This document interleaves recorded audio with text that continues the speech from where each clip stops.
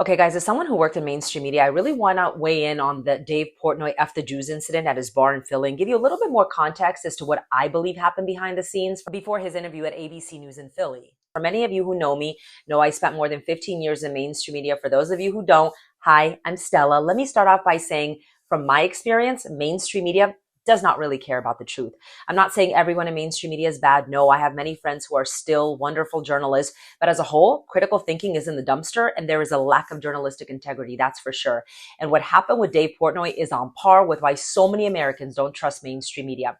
Now, over the weekend, a sign that says F the Jews was displayed during bottle service at his bar. Rightfully so, he's pissed and he's ready to get down to the bottom of this. So ABC News in Philly asks him for an interview. He agrees. And according to him, we actually heard it. The reporter then turns it on him, basically saying that Barstool creates a culture of harassment. Excuse me? Jew hate is through the roof. It's actually being normalized all over. Our college campuses are infested with Jew hatred.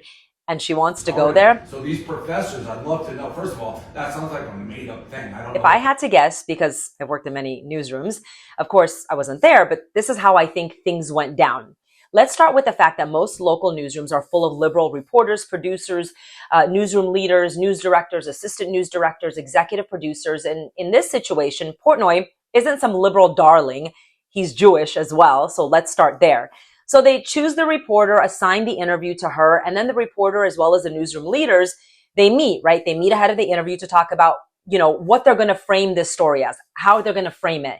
They know where they want the story to go, and the focus isn't on Jew hate. And if I had to bet on it, they said, we have to present both sides of the story. Well, imagine this happening to any other group of people. So both sides to them is attacking Dave Portnoy.